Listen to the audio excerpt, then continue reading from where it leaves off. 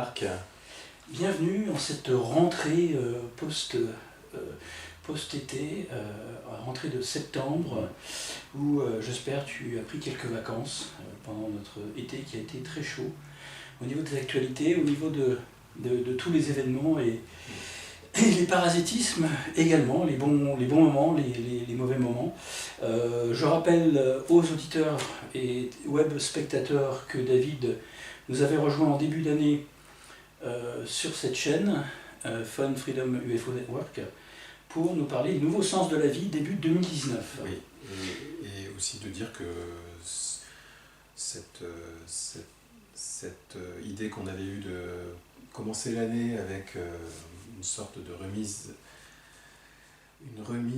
et un accès vers l'essentiel, on le fera aussi en début 2020 et en 2021, parce que je crois qu'on est d'accord avec vous que de plus en plus tendre, pointer du doigt vers cette notion de ce qu'est-ce que l'humain dans toute sa potentialité est vraiment presque un acte héroïque dans un monde qui tient à nous aveugler, et aveugler veut dire voir mal.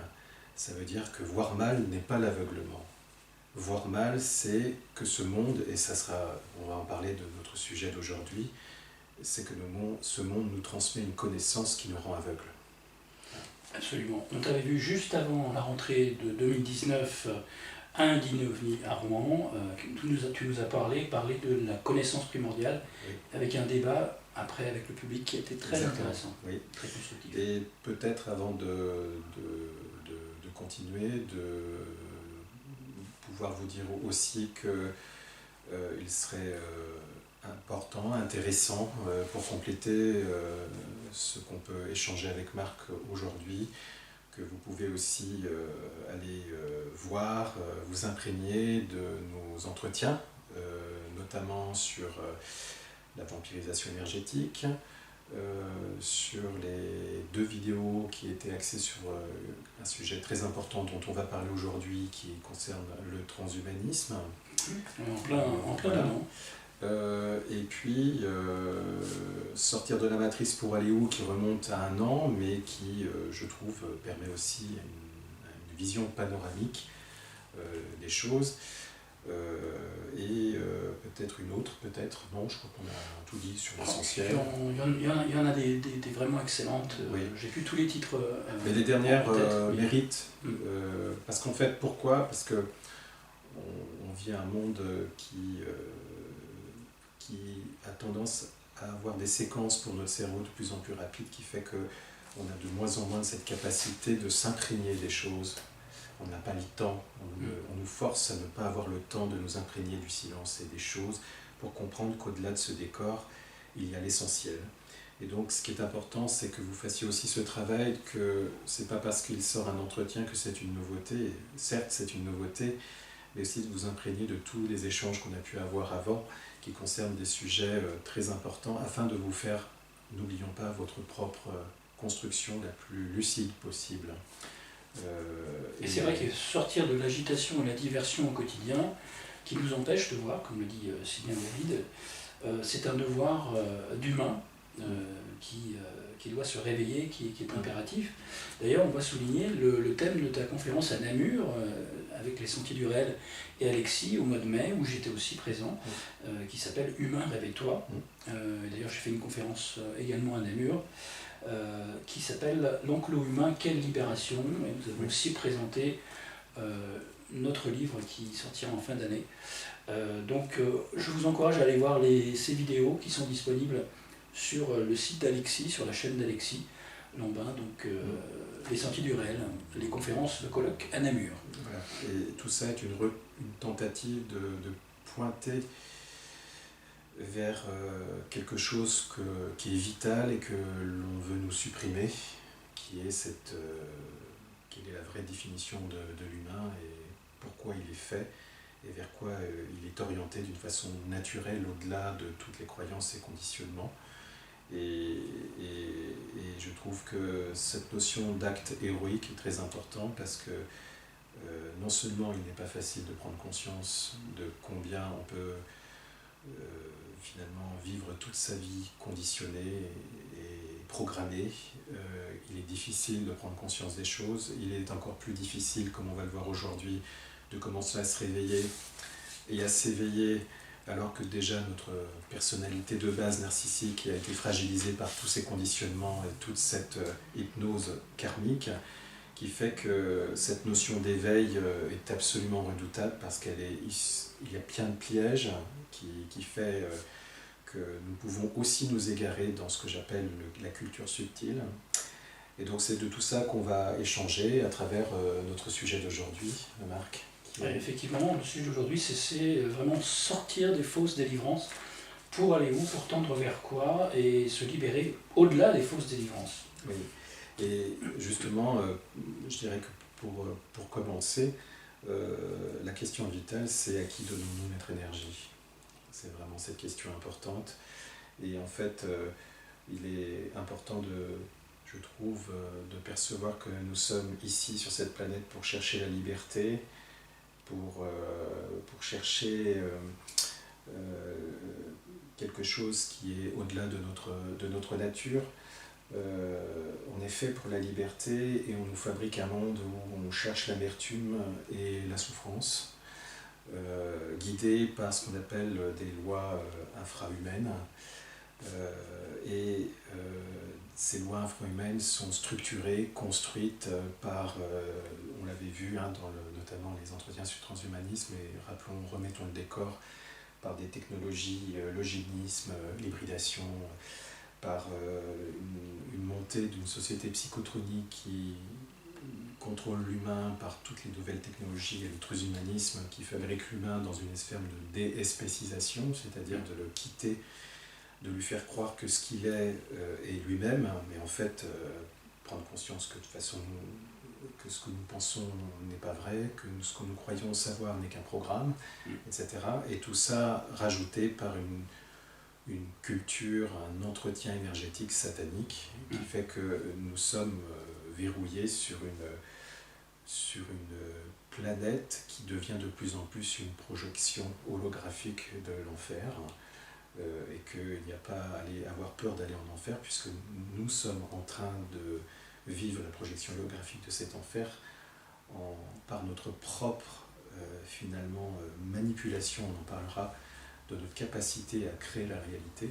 Et donc nous sommes, sans nous rendre compte, des instruments passifs de cette projection holographique de l'enfer qui s'installe petit à petit sur cette planète.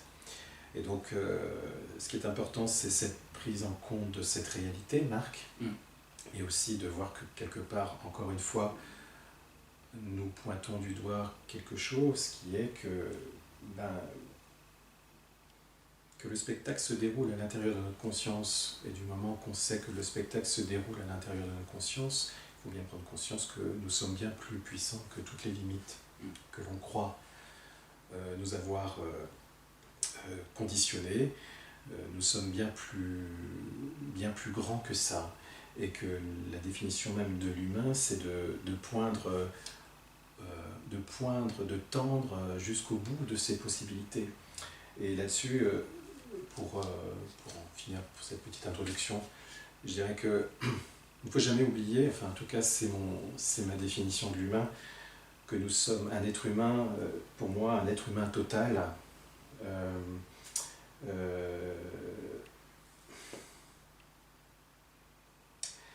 il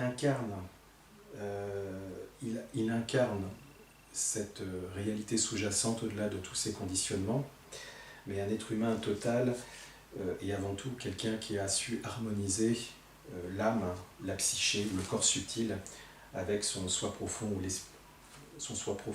soutenu par ce qu'on appelle l'esprit immuable. L'esprit immuable qui est ce silence au-delà de tous les bruits, et tant que,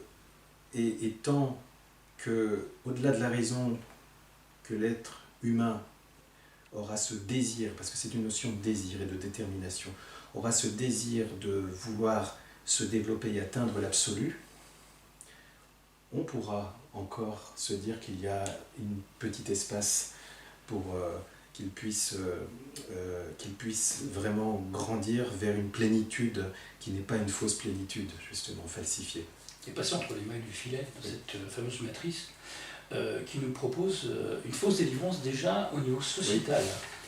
Ça commence par l'éducation, la société, l'ingénierie sociale, l'histoire et les sciences, messieurs, dames. La société nous dit, tu seras libre, ou au moins pourras jouir de tes droits à la consommation, te reproduire pour repeupler la ferme humaine, et éventuellement arriver à la retraite et profiter de tes derniers instants, dernières années, à arrêter d'être productif si tu, sous condition. Donc ça c'est le plan de délivrance, de fausse délivrance de la société. Si tu fais des études, en apprenant le savoir imposé unique, passe ton bac, obéis à l'ordre établi, les vaccins te sauveront la vie, brosse-toi les dents au fluor, toute ta vie, consomme, rentre dans le moule, pense comme les autres. Ça c'est la délivrance, la fausse délivrance sociétale. C'est ce à quoi et comment on formate les mouvements sociétaux. En fait, c'est avant tout un vidage de l'esprit, afin que le corps subtil de l'humain, qui est normalement un véhicule pour comprendre l'esprit, c'est-à-dire le corps causal, puisse ne plus avoir de perspective, d'oublier la perspective suprême. C'est comme ça que fonctionne notre monde. La société en tant que telle devrait permettre justement aux êtres humains d'avoir le plus de structuration équilibrante possible pour pouvoir continuer leur chemin au-delà de la dualité, au-delà de la forme. Et ce monde nourrit en fait nourrit finalement le désir, et le désir est toujours dans un désir d'absolu.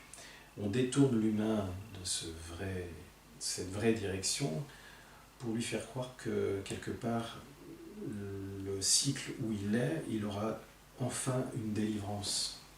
Parce que c'est ça. La société, ce monde actuel, fait croire à l'humain qu'il tend vers la délivrance, mais la délivrance ne viendra jamais. Elle ne viendra jamais. C'est la carotte. C'est la carotte de la vie humaine, purement physique et matérielle. Rien à voir avec l'esprit, rien à voir avec les corps subtils. On te dit, tu vas te faire vacciner, enfin on lui impose au bébé, au nouveau-né, donc on l'empoisonne, et après on lui dit tu vas faire ceci pour arriver à ça, et donc voilà une étape, tu seras délivré pour accéder à un autre stade. C'est un peu le film d'horreur, le cube. Tu déjoues les pièges, ou plutôt là tu suis les consignes de la pensée unique pour suivre le troupeau.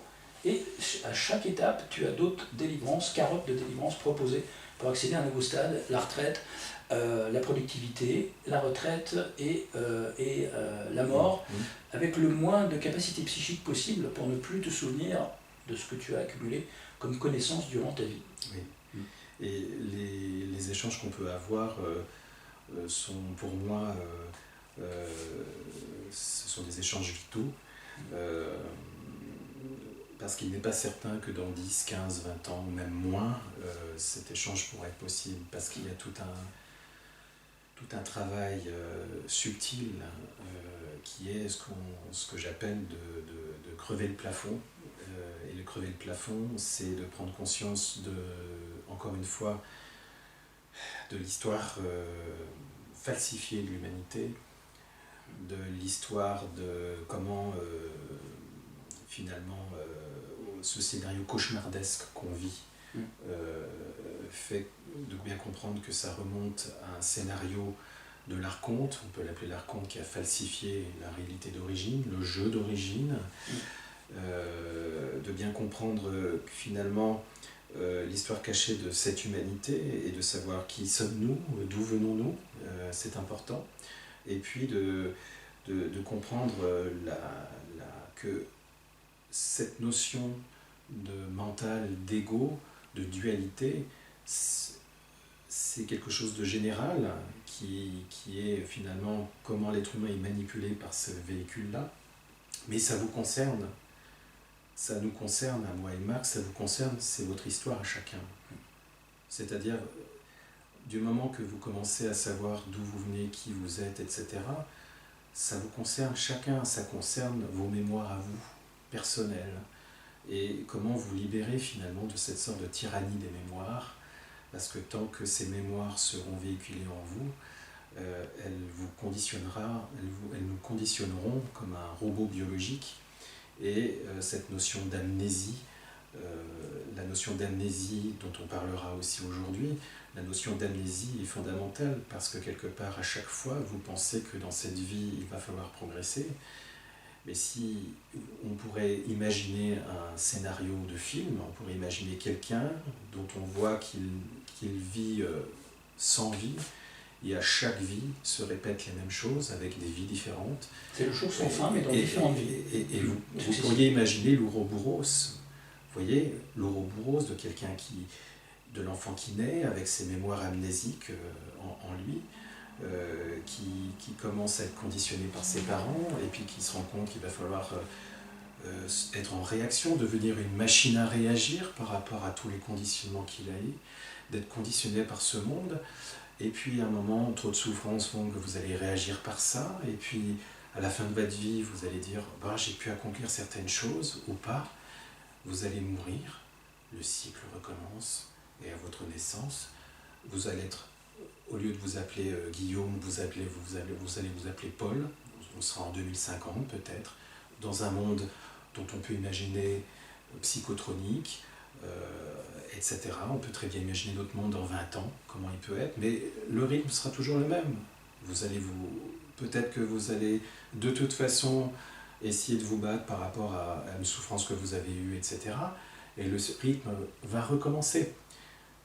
Tout ce qui s'agit de ce sujet très important qui sont les fausses délivrances, Marc, en fait, c'est de sortir de cette maille infernale, à la fois matérielle, du nom et de la forme, comme disent les hindous, de sortir de cette cristallisation de cet enfer, de la projection holographique de cet enfer, qui utilise finalement notre ADN comme un émetteur-récepteur. Et finalement, les informations que nous devrions recevoir du cosmos sont falsifiées, et c'est comme ça que nous sommes acteurs d'une projection holographique de l'enfer, parce que même si nous réagissons pour vouloir sauver cette planète, nous réagissons dans un système cybernétique qui se nourrit de nos espoirs. On alimente. Et les fausses délivrances, c'est ça, c'est que quelque part, ne soyez pas dupes de ces illusions, de ces mains ouvertes qu'on va vous offrir, parce que le vrai défi dans tout ça, c'est que face à un système qu'on a souvent échangé avec Marc, de rouleau compresseur, notre vie est un fétu de paille. Mais la conscience que l'on porte chacun n'a ni temps, elle n'a ni âge. Cette conscience que l'on porte en soi, c'est le bien le plus précieux. Et cette conscience de soi, on ne peut que la travailler dans le ici et maintenant. Et on voit pourquoi Chronos est tellement important pour ce monde, puisque ce Chronos nous éloigne de ce ici et maintenant. Et cette conscience-là, elle est toujours, et pour moi, c'est comme ça que je m'axe dans mon parcours de vie, elle sera toujours la boussole de notre direction. Voilà. Et ce qui est important, c'est que le terme régénérer est le miroir de la dégénérescence de notre sous-humanité actuelle. Et le terme, le terme de se reboussoler est aussi très important. C'est pour ça que c'est une sorte de guide, depuis quelques entretiens qu'on a, une sorte de guide du routard qui tend vers, on ne prétend ni, je pense, toi et moi, à dire quelque chose comme une affirmation, mais c'est de tendre quelque chose, on pointe le doigt vers quelque chose qui est le bien le plus précieux de notre humanité, notre héritage d'humain. Et justement, une des fausses délivrances que j'entends par-ci par-là ces temps-ci, c'est imaginons une humanité à ce point bombardée de poison et qui tient encore debout. C'est super, disent certaines et certains, mais c'est super, mais à quel niveau de dégénérescence sommes-nous? Et regardez autour de vous, est-ce qu'il y a vraiment un réveil comme beaucoup nous le promettent et nous le font savoir avec leurs faux espoirs, d'une humanité qui se réveille? Est-ce qu'on voit plus de 1% qui se réveille autour de nous? Les gens se posent des questions, une majorité de clones et de portails organiques sans âme font semblant d'acquiescer, de s'intéresser à nos sujets, et nous disent oui c'est merveilleux, maintenant je m'intéresse à tes sujets, pour mieux après nous poignarder dans le dos, entre eux, ou pour semer la zizanie entre les gens qui cherchent. Ça on le vit actuellement tous les jours. Alors je reviens à l'histoire et la science. Alors la fausse délivrance là-dedans, c'est que les fausses découvertes qui nous baladent sur notre identité humaine, en fait, sans compter les fausses découvertes scientifiques, l'histoire est faussée. Elle est faussée pour la simple raison qu'on ne construit rien sur le sable mouvant, sans histoire, pas d'avenir. Ça c'est une phrase importante, c'est une fausse piste, aucun sens éveillé ni du passé ni du présent, ou de l'avenir, et donc on est dans la confusion totale où on en est, où on va, et on ne veut pas le croire, c'est la dissonance cognitive, on ne veut pas croire vers quoi on va. Et tout ce dont on discute dans nos entretiens, depuis quelques années, d'ailleurs 2 ans, et un peu plus, se réalise au quotidien. Croyez-vous que les gens qui nous ont vilipendés et moqués depuis des années reviennent vers nous en nous disant « mais je vois ce que vous avez dit il y a 1 an, il y a 2 ans, se vérifie, c'est en train de se passer, c'est en train de se dérouler selon le plan, le programme, l'agenda que vous nous avez dévoilé et vers lequel vous avez soulevé le voile. » Exactement. Et le fond de tout ça, puisque nous sommes complémentaires tous les deux, c'est que c'est important que cette notion de fausse délivrance, c'est en fait de bien comprendre que ce que j'appelle le corps mental. Le corps mental, c'est un système informatique biologique qui concentre en fait l'attention de la conscience sur une plage de fréquences minuscule. Quand on comprend ce système-là, on comprend comment cet enfer holographique nous falsifie dans ce truc-là. C'est-à-dire que quelque part, l'être humain est capable de réduire son champ d'attention, c'est-à-dire que la conscience en lui se réduit à une fréquence très faible, que l'être humain est pratiquement aveugle. Notre monde, avec ses fausses délivrances, est dans un champ de conscience très étroit. Et c'est pour ça que c'est important d'avoir ce que j'appelle un changement cognitif. Et ça passe, c'est vraiment un premier travail d'un seul coup, d'acquérir ce que j'appelle une rigueur et une certitude qui passe déjà avec l'intellect. Parce que justement, dans des sociétés trop mentales, il faut reformater en fait, les choses. Et en prenant conscience de ça, on comprend, il faut utiliser la capacité qu'a l'être humain qui porte l'énoïa, ce que disaient les gnostiques, on en avait parlé. L'énoïa, c'est la capacité créatrice que l'archonte n'a pas. C'est pour ça qu'on utilise tout le temps cette notion de créativité de l'humain, et que l'archonte utilise cette créativité de l'humain pour l'emprisonner lui-même dans un champ de conscience dont il est l'acteur plus ou moins conscient, puisqu'il doit donner son aval. Donc vraiment, ces fausses délivrances sont liées au fait que on fait croire à l'humain qu'il est beaucoup plus petit que ce qu'il est vraiment. On le réduit finalement au cerveau limbique. Le cerveau limbique qui est le cerveau de la peur. Et l'être humain s'est réduit à la paralysie, à la fuite ou à l'attaque. Et on fait promettre à l'humain des fausses promesses que quelque part il va trouver le bonheur enfermé dans ce cerveau limbique. Et j'ai toujours dit, Marc, tout ce qui se joue, en fait, est à la fois, c'est tragique d'être esclave, et à la fois tout ça c'est de l'enfumage. Quand je dis l'enfumage, c'est-à-dire que de toute façon, cette ligne de temps, parmi des milliards qui existent, cette ligne de temps va suivre son destin. Mais, ok, voilà. Mais qu'est-ce qu'on fait chacun, justement, pour sauver sa peau? Voilà. Une fois que vous savez, qu'est-ce que vous allez faire pour pouvoir commencer à changer vos paramètres? C'est-à-dire d'acquérir une nouvelle façon de ressentir, une nouvelle façon de vous installer dans votre corps, de changer vos sensations, une nouvelle façon de penser. Parce qu'en fait, pour moi, il n'y a même pas d'aller acquérir des délivrances ou des mains tendues, puisque l'histoire, c'est de ne pas aller... Ce monde vous fait croire que vous manquez tout le temps, que vous devez lutter contre le vide intérieur et que les propositions sont faites à l'extérieur. Et il est fort possible, et même certainement, que tout ce qui se joue actuellement dans ces scénarios cauchemardesques de tout ce qu'on voit au niveau nature, etc., que le scénario le plus probable va être une proposition universelle de préserver la planète. Ça, pour moi, ça va être ce que j'appelle un enfumage.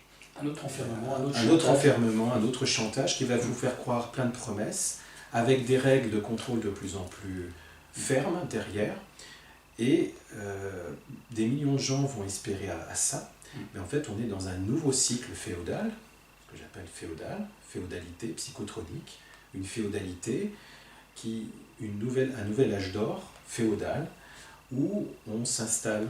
Cette ligne de temps, il est presque réaliste de penser qu'on va vers ça. Et alors, parce que dramatiser pour cette ligne de temps, c'est aussi l'alimenter. Dire non à quelque chose, c'est de le faire exister. C'est d'utiliser finalement la révolte aussi. Ce qui est important, Marc, et on l'a toujours dit, c'est que qu'est-ce que vous pouvez faire à votre échelle, vous, à votre niveau? Voilà. Qu'est-ce que vous pouvez changer dans vos habitudes? Qu'est-ce que vous pouvez faire comme projet? Mais le non-consentement est une arme. Est une arme à la hauteur de ce qu'on nous impose, de façon induite ou de façon directe ou par la force. Donc on n'a pas à consentir. Donc savoir dire non est aussi une arme. C'est un non-conscient, on en avait parlé tous les deux. C'est-à-dire que toutes les révolutions, tout ce qu'on peut voir de révolte... Tout ce qui est collectif, de toute façon, c'est toujours dirigé vers la ça nourrit. Et par contre, le non-conscient, c'est comme la colère, qui peut être une sainte, entre guillemets, sainte colère, c'est-à-dire que, de toute façon, quand une maison brûle, et actuellement, je dirais que le crime contre le soi est au plus proche de ce qu'il est, quand la maison brûle, il faut l'éteindre. Et ben, dans ma conception, c'est que, de toute façon, il y a une urgence. Et il y a une urgence qu'il n'est plus possible de se contenter d'une vie ordinaire. Et il y a une urgence à trouver la réponse absolue. Et la maison a bien brûlé cet été, avec des feux aux quatre coins de la planète, dans des endroits où on n'y était pas habitué, par exemple l'Amazonie, la Sibérie, des milliers d'hectares, des millions d'hectares, et effectivement la Californie, la Grèce, le Portugal, les zones habituelles, mais aux quatre coins de la planète, ça brûle. Ça, c'est un autre chantage. Pour moi, il n'y a rien de naturel dans ces feux. On veut simplement nous enfumer, c'est le cas de le dire, avec ces armes à énergie dirigée, pour culpabiliser l'humain, pour pouvoir l'emprisonner dans une autre cage, un autre cube, l'enfermement par l'autoculpabilisation au climat. Le climat est déréglé de façon artificielle par ces artificiers du climat, et après on pourra nous imposer un chantage au climat, et en même temps nous justifier la géo-ingénierie qui est déjà en route depuis 20 ans, 30 ans. Et cacher la pollution industrielle, la balayer sous le tapis. En fait, tout ce qui se joue, en fait, c'est de toucher la zone sensible des gens pour qu'ils puissent être attirés dans un piège. Mais c'est un piège. Voilà. C'est un piège. Et moi, j'aurais envie de vous dire, il n'est plus possible. Et si on commence à ouvrir les yeux, et il n'est plus possible de se contenter de ce qu'on croit être une conscience, alors que c'est un état de somnolence et d'endormissement et d'hypnose. Et elle vous concerne, je vous le redis, parce qu'en fait, réfléchissez bien. Imaginez tout depuis que cette installation matricielle s'est installée, imaginez le nombre de masses humaines du 19e, 18e, 17e, 20e, voire 21e, de tous ces gens qui qui ont crié dans la nuit, qui ont été portés par des réactions, qui ont été agressés, perdus dans la causalité émotionnelle, infrahumaine, etc. Tous ces cris de tous ces gens qui se sont rebellés, etc. Je vous pose la question, qu'en reste-t-il de tout ça? Et qu'on été mis sur un piédestal Qu'en à reste-t-il? toutes les époques. Pensez à ces millions d'existences qui se sont écoulées, qui se débattent, qui se sont débattues en gémissant, en espérant. Qu'est-ce qu'il en reste aujourd'hui? Réfléchissez à ça. Qu'est-ce qu'il en reste aujourd'hui? Qu'est-ce qui reste des gens, des grands acteurs des années 80? Plus rien. En fait, posez-vous la question de savoir à qui je donne mon énergie. Et tous ces millions de personnes qui se sont débattues dans cette dualité entretenue pour X ou Y raison, qu'en reste-t-il? À engraisser les cimetières et à donner leur énergie au monde du bas astral. C'est important de pouvoir prendre conscience de mais pourquoi, à quoi vous aspirez, à quoi aspirez-vous si vous êtes sûrement en train de regarder ce qu'on peut échanger avec Marc, c'est que quelque part ça vous touche. Et je ne parle pas aux simples curieux, je ne parle pas à ceux qui consomment des nouveautés ou qui se complaisent dans une forme de se nourrir finalement à la place de la télé d'informations sur YouTube, etc. et qui n'arrivent pas à définir les vraies des fausses informations. Je parle à ceux qui ont potentiellement le ressenti que dans le décor où on est, ce décor très mince, que vous sentez qu'au-delà de ce qu'on pointe, il y a quelque chose d'essentiel qui vous concerne. Qui vous concerne dans le sens où vous voyez bien que quelque part, la vie finalement passe très très vite. Et qu'on voit bien qu'il y a une fumisterie aussi liée au conditionnement de la fin de vie et de l'après-vie, parce qu'en fait le point le plus important, c'est d'acquérir ce qu'ont transmis aussi les connaissances primordiales, Marc. C'est-à-dire que la connaissance primordiale a toujours dit que l'humain avait une capacité de lire le soi dans les formes, qu'il était capable de vivre le silence derrière tous les bruits, qu'il existe bien un non-né, non fait, non devenu, non composé. Et même en 2019, c'est d'actualité. Il existe bien en chacun de nous un au-delà de toutes les formes, un non-né, non fait, non devenu, non composé, qui est finalement une histoire de déshabillage. Tout ce monde rajoute des couches et des couches et des couches, et plus ces couches se rajoutent intérieurement et extérieurement, et plus vous perdez finalement juste cette forme de haute métaphysique que je nomme, où cette notion d'éternité derrière la temporalité, de la liberté derrière la causalité, au-delà de l'espace, du temps, etc. On l'a dit et redit, je ne vous le redirai pas aujourd'hui. Pensez que quelque part la vie est non seulement d'apprendre à mourir à vos conditionnements et à votre identité, telle que la société, le monde, l'archonte veut que vous deveniez, pour être une pile, cette fameuse ferme dont parle Marc depuis bientôt des années, cette fameuse ferme, en fait, il s'agit d'enlever tout ce qu'il y a en trop en chacun d'entre nous. Et en fait, plus vous allez enlever les couches et les couches de conditionnement, tout ce qui fait que quelque part vous remarquez que vos paroles ce sont des citations, que vos actions sont des caricatures, que tout ce que vous faites peuvent être des citations, que vous vivez votre vie par procuration. Posez-vous la question, mais qu'est-ce qui est le plus important? Le plus important, c'est non seulement d'apprendre à mourir à votre identité, mais c'est apprendre à naître. Voilà. Apprendre à naître. Et du moment où vous avez ce regard de naissance en vous, qu'est-ce que ça veut dire naître? Et c'est là qu'est aussi le piège justement des fausses délivrances, parce que rien n'est plus redoutable des pièges qu'on vous tend quand vous commencez à vous remettre en cause et qu'on vous tend ce que j'appelle des voies d'accès très faciles, de sécurité, qui vous offrent finalement quelque chose dans lequel vous vous sentez bien, mais en fait vous empêche de faire tout un travail de déconditionnement en soi, etc. Et je parle notamment, Marc, dont on en avait parlé beaucoup, qui est un peu notre clé essentielle, qui est ce que j'appelle la fausse délivrance, tout simplement de la fin de vie.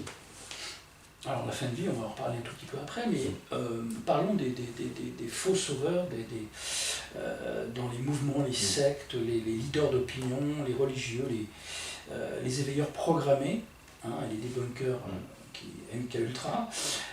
Ces faux libérateurs, en fait, ils tournent en boucle sur la toile, dans les livres, dans les cercles alternatifs ou dans l'ingénierie sociale. Je vais en citer quelques-uns, et de toute façon, je veux me faire quelques amis de plus.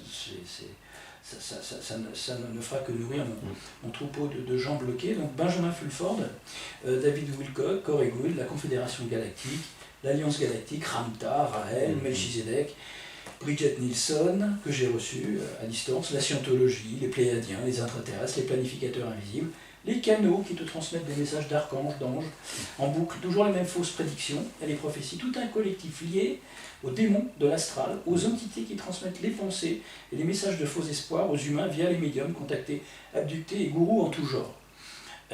Et aussi les débunkers et trolls infiltrés qui sont très très bien programmés et très convaincants, on a vu ça dernièrement. Dans la politique, évidemment, il y a quoi? Il y a les étiquettes, l'étiquette droite-gauche obligatoire, collée sur chaque opinion ou chaque idée. Si tu penses, si tu as une idée, tu es de telle étiquette ou de l'autre étiquette.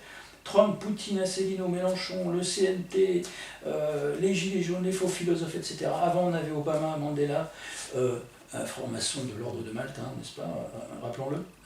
On lui a quand même, il a quand même mérité l'expression, l'effet Mandela, l'expression qui décrit un faux souvenir implanté au niveau collectif, donc c'est quand même pas anodin. Gandhi, Clinton, même Mitterrand qui faisait partie du comité des 300 du club Bilderberg, que beaucoup osent vénérer encore aujourd'hui dans leurs écrits. En fait, tout ça c'est un art de la guerre, de la propagande. Oui. Vilipender les opposants contrôlés. Et cyclique. Et cyclique. C'est-à-dire que si nous avions les moyens, peut-être y avait-il déjà les moyens, mais si on avait les moyens de voir les événements qui existaient au XIXe siècle, XVIIIe siècle, on serait toujours dans le même cycle. Des événements. On serait toujours dans le même cycle. Ce qui est important, c'est de comprendre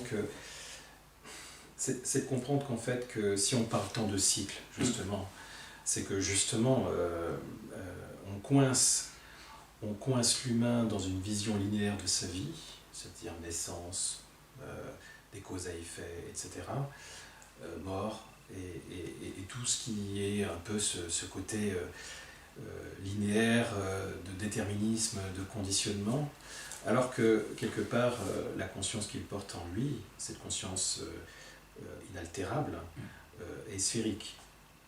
Pourquoi on insiste tant sur la notion cyclique et de sphère, etc. C'est parce que quelque part l'Ouroboros est une caricature de cette sphère d'origine. Et on enferme les gens finalement dans une fausse bulle. Mais cette bulle, le but de cette bulle, c'est de concentrer la conscience qui s'enferme de plus en plus dans un champ de fréquence rétréci. Je prends juste l'exemple, Marc, du temps. Le temps et l'espace. Le temps et l'espace, ce sont des fréquences qui sont très très infimes, et au-delà, elles n'existent plus. Et pourtant, on nous fait croire que quelque part, cette notion de temps, d'espace est important. Il est juste important pour cette fréquence qu'est le mental, qui était au tout départ un outil pour expérimenter la dualité. C'est bien de comprendre quelque part que ces fausses délivrances vous proposent finalement des solutions, mais à l'intérieur de ce champ concentré, réduit de fréquences. À quel niveau, Marc, l'être humain ou l'infra-humain est descendu? Jusqu'à temps où nous allons descendre, jusqu'à temps où vous allez accepter de vivre une vie de plus en plus réduite, de plus en plus vibratoirement basse. Jusqu'à quel niveau nous allons nous faire humilier Parce qu'il s'agit bien de cette humiliation-là. Je dirais presque une humiliation, pardonne-moi du terme, Marc, mais une humiliation ontologique. C'est-à-dire qu'on touche quelque chose qui est le centre de l'humain.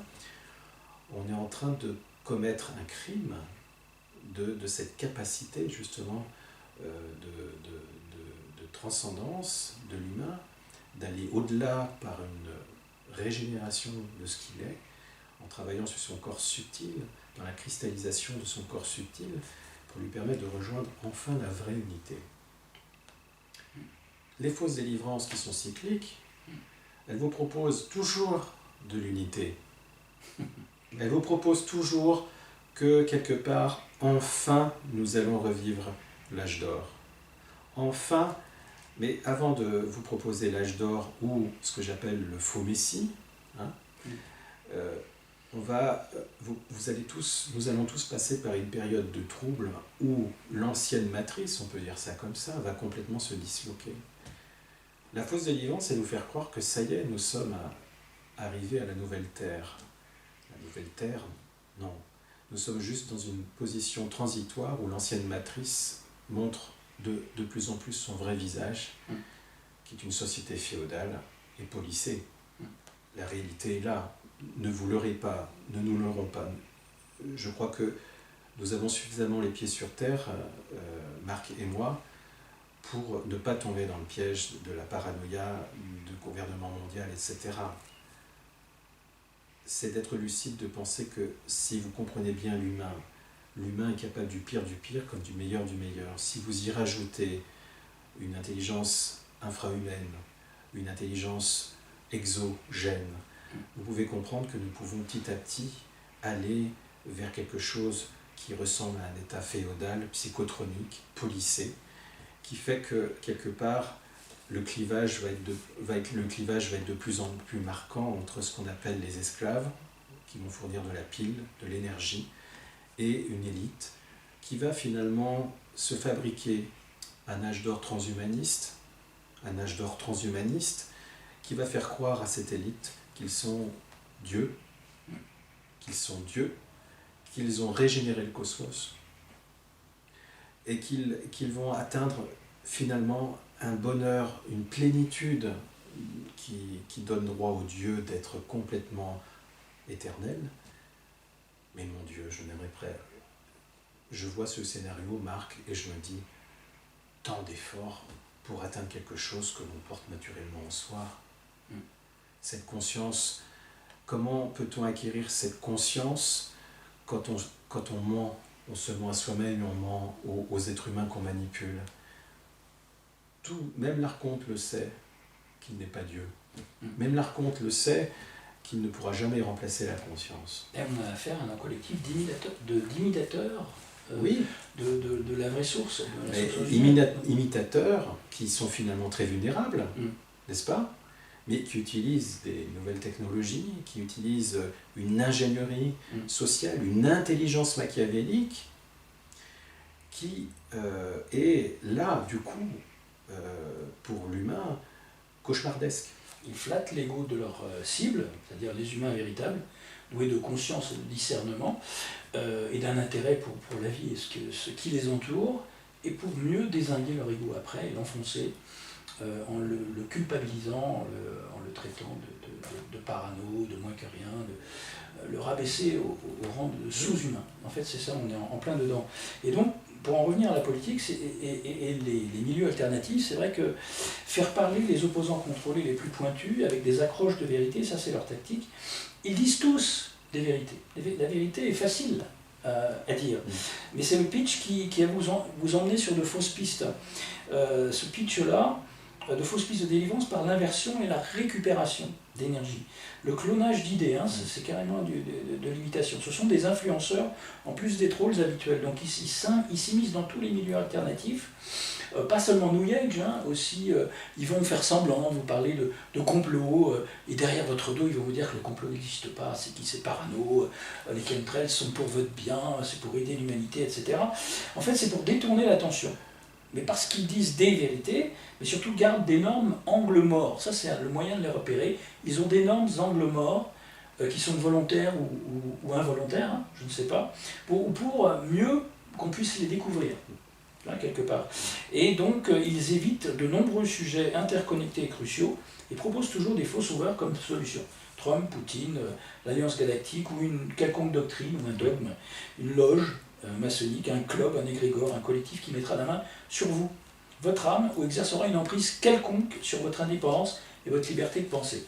C'est comme ça avec la plupart des gourous qui ne se présentent pas au départ comme gourous, mais comme des messies qui ne veulent pas l'admettre. Et Marc, pourquoi... Parce que la question, c'est de... On pourrait se poser la question, mais pourquoi faire tout ça? Il y a l'énergie dépensée pour détourner notre... Pourquoi faire tout ça? Enfin, la question est simple. Pourquoi faire tout ça? C'est que quelque part, à différents niveaux, c'est que cette notion d'avoir détourné finalement une connaissance, parce qu'en fait c'est ça, se sentir supérieur, on va dire, à la masse, c'est de sentir que on détient une transmission d'une connaissance qui est réservée uniquement, quelque chose d'une connaissance alchimique, précieuse, finalement de quoi on parle. C'est le secret de l'immortalité, le secret de l'éternité, le secret de sortir de sa condition d'humain, de sortir du temps, de l'espace, de la causalité. C'est d'imaginer qu'on peut prendre la place de la conscience, mais on ne peut pas prendre la place de la conscience, puisqu'on ne peut qu'être la conscience. Et le jeu de l'archonte, c'est de vouloir prendre la place de la conscience, prendre la place, alors qu'on ne peut qu'être la conscience. Et donc, c'est là la clé quand on voit tout ce décor dont tu parles et dont on échange depuis, alors qu'on sait très bien que la vérité ultime est que la conscience n'est jamais née et ne mourra jamais, qu'il y a d'innombrables naissances et morts, mais en fait il n'y a ni naissance ni mort, et que pourquoi tant d'efforts pour créer un monde prison, une planète prison, etc.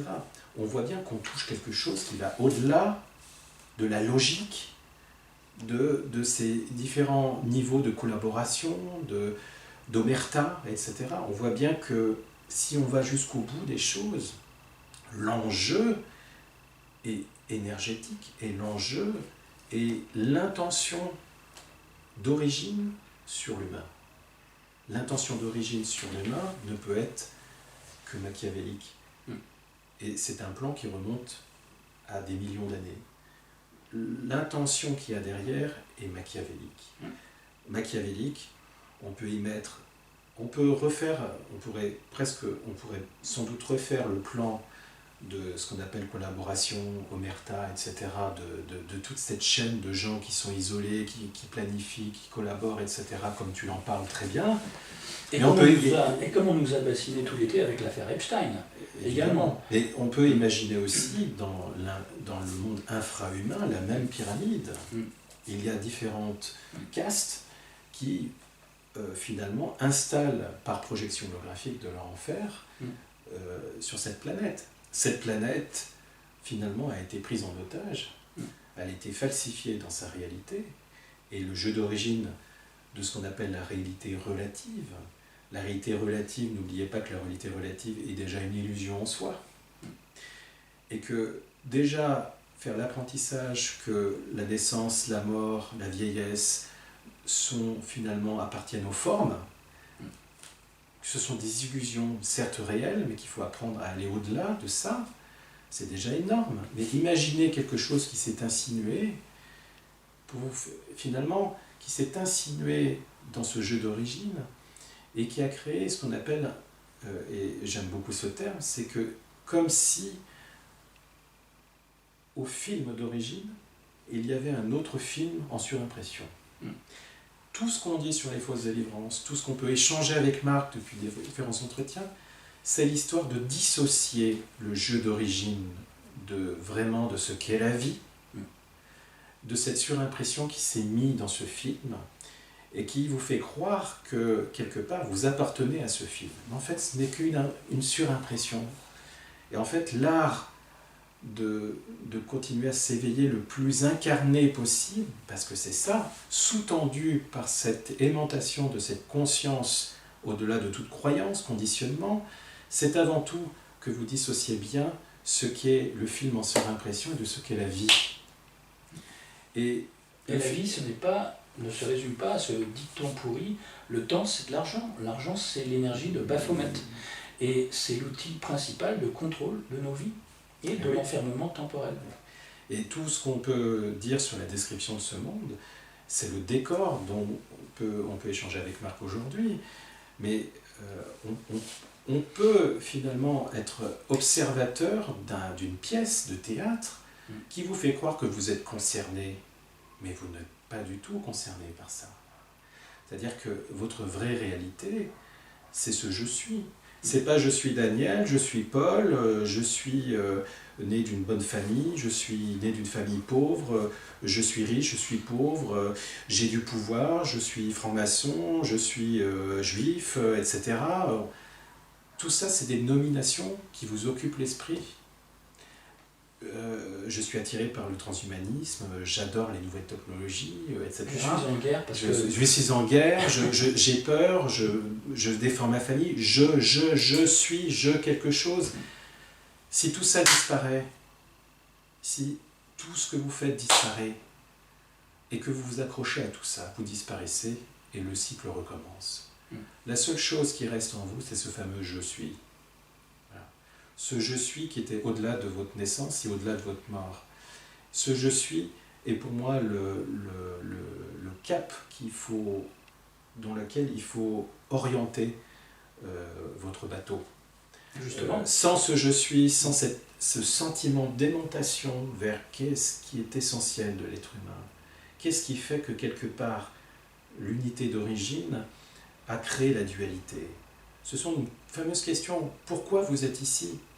Dans votre nature profonde, qu'est-ce qui fait qu'en partant de cette base où vous êtes avec toutes vos peurs, vos désirs, etc., que vous allez utiliser tout votre matériel psychique, non pas pour être victime de cet ouroboros, mais d'être un créateur en partant de vos déconditionnements à vous.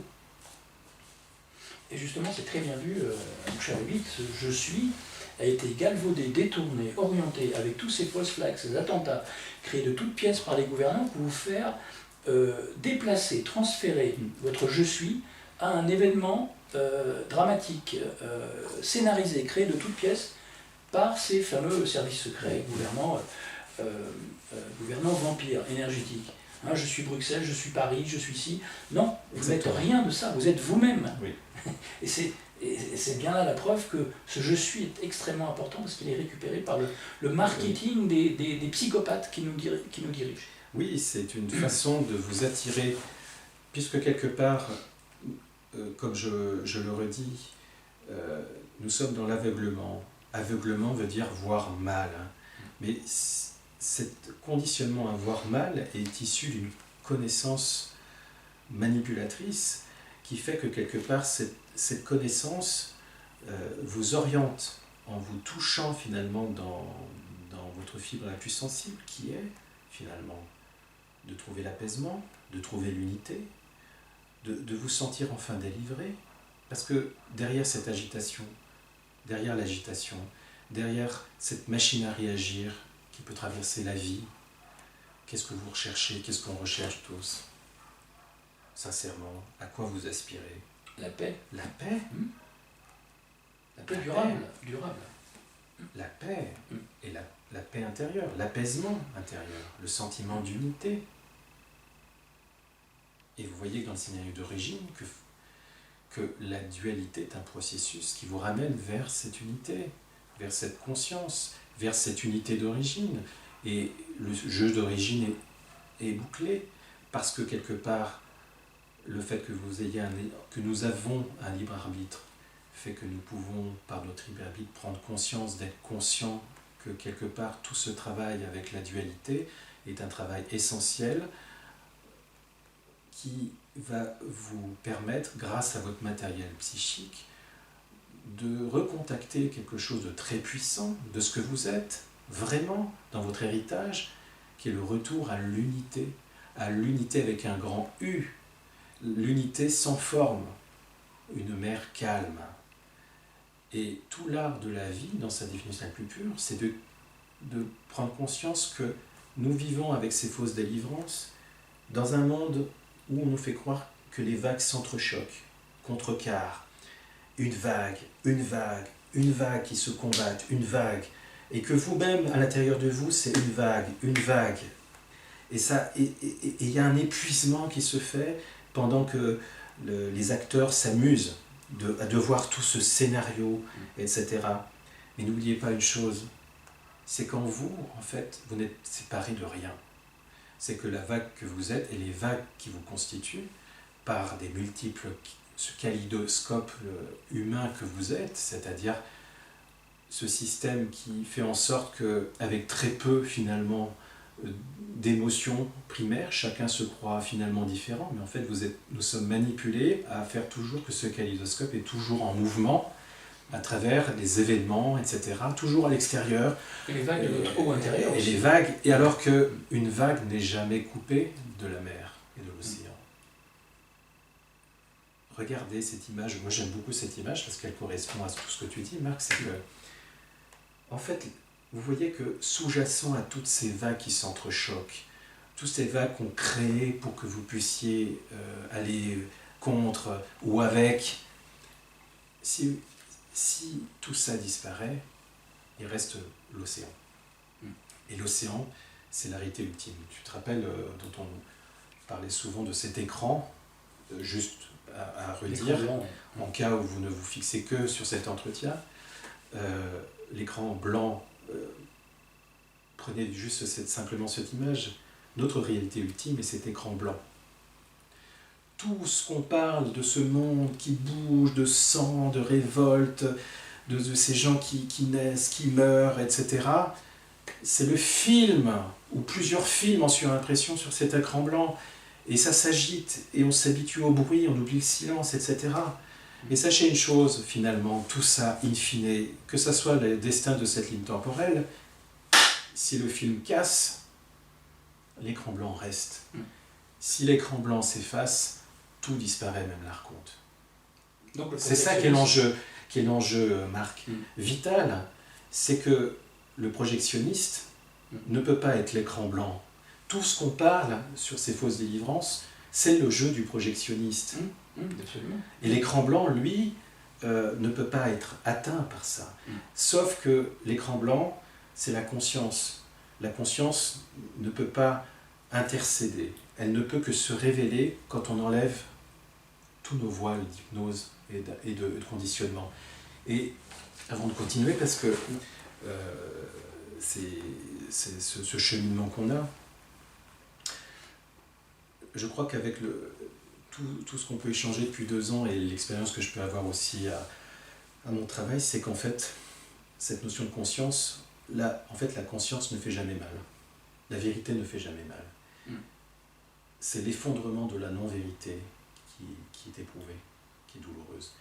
C'est ça qui est difficile à entendre. C'est que quelque part, à l'illusion. Voilà, ce qui fait le plus mal et ce qui fait que quelque part, on n'ose pas y aller et qu'on préfère avoir des solutions. Oui, Marc, il y a une chose qui me semble essentielle pour comprendre en fait comment on peut se faire avoir finalement par cette aimantation vers une captation, vers finalement quelque chose que l'on croit vrai mais qui ne l'est pas. Il semble que de toute façon que la conscience, la vérité, ne fait jamais mal. Et c'est justement la destruction de la non-vérité, de toutes nos illusions qui peut être très douloureuse. Et en fait, c'est l'effacement de ce film projeté sur l'écran blanc dont on vient de parler, qui est finalement un éprouvement douloureux nécessaire. Ce qui ne veut pas dire que la vie est souffrance, mais si on veut vivre une vie nouvelle, forcément il y a du nouveau et une nouvelle naissance en soi. Et que la transformation, le système nous fait croire que la transformation c'est uniquement changer de forme. Mais la véritable transformation dans notre vie, c'est au-delà de la forme. Et je peux comprendre que quelque part, enlever les masques n'est jamais une chose facile.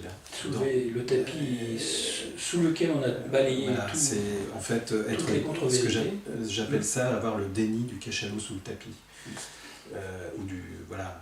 Et en fait, à un moment donné, si on est vraiment sincère dans sa démarche et qu'on ne se leurre pas par ce mental qui finalement cherche le repos tout en voulant rester continuellement en constante polarité, ça c'est toute la mécanique de manipulation, c'est qu'on tend le mental de chaque personne pour tendre vers un apaisement, une neutralité, puisqu'il est duel, donc il y a souffrance. Et en fait, on le nourrit, on met de l'essence sur le feu, en fait. Et au lieu de faire un travail conscient sur le sens de ses désirs, etc., le désir qui, rappelons-nous, est la force cinétique qui nous met en mouvement. Si on alimente ce désir, au lieu que ce désir soit une source de connaissance pour notre apprentissage dans le parcours de vie, on sera constamment comme quelqu'un qui est dans l'urgence. Et donc je peux comprendre, Marc, être face à soi sans masque, qui est un passage en fait obligé pour quitter finalement cette passage de la chrysalide en papillon, et que quelque part tout ce monde veut absolument faire des chenilles mécanisées, qui pensent finalement être l'aboutissement, mais la finalité de la chenille, c'est le papillon, qui est une complète transformation de soi. Donc je peux comprendre que ça puisse faire peur. Alors que si l'être humain doit passer par un passage obligatoire justement d'enlever le masque de ces illusions qui le conditionnent, de cette non-vérité, oubliez pas qu'il y a un éprouvement. Et l'être humain est conditionné pour finalement être porté toujours vers ce conditionnement que le monde lui a donné, qui est finalement ne jamais se questionner, ne jamais être éprouvé par une transformation, et de toujours rechercher la sécurité, le plaisir, et que tout est anesthésié, que tout est pris en charge, etc. Donc on est vraiment au cœur de ce que j'appelle d'un conflit, là, dans ce mouvement-là, entre ce que j'appelle l'initiation de la vie et le conditionnement falsifié de notre monde. Parce que ces gens qui n'osent pas aller finalement à un moment d'enlever les masques, ils vont aller vers des tentations de facilité. C'est un mélange d'assistanat et d'allégeance à nos bourreaux par le chantage. Donc ce sont deux choses complètement inversées. C'est un assistanat complètement vérolé, puisqu'on parle de retarder l'âge de la retraite, voire supprimer la retraite à une certaine échéance avec les pro-transhumanistes et attaliens. Et donc on voit que le moujon, celui qui ne veut pas faire l'effort de disséquer, discerner à travers toute cette forêt de faux espoirs, de fausses délivrances, de vrais complots et de fausses solutions, et de faux coupables et de faux sauveurs et d'opposants contrôlés, donc une forêt de confusion. Les gens ne veulent pas faire l'effort de défricher et de suivre leur ressenti sur l'authenticité, la sincérité des intentions des uns ou des autres. Oui. Et donc ce moujon suiveur, comme je l'appelle, de bonne volonté au départ, bien sûr, ou mauvaise, c'est selon sa capacité effectivement de remise en question, il dira toujours « moi je sais, je savais ». On sait tous tout ça déjà, on le savait. Par contre, il ou elle retombera dans les mêmes travers, les mêmes croyances en son gourou, son faux sauveur qu'elle aura désigné, sous prétexte qu'il ou elle nous dit des vérités. Mais comme je dis, tout le monde peut dire des vérités. Donc voilà, ces vérités qui sont très, très dures à défricher, à identifier selon la fréquence, la polarité et l'intention derrière la vérité. Oui, et en fait, en rejoignant ce que tu dis, en fait, on voit bien qu'on est face à deux enjeux. Le premier enjeu, c'est la non-unification, c'est la confusion des plans.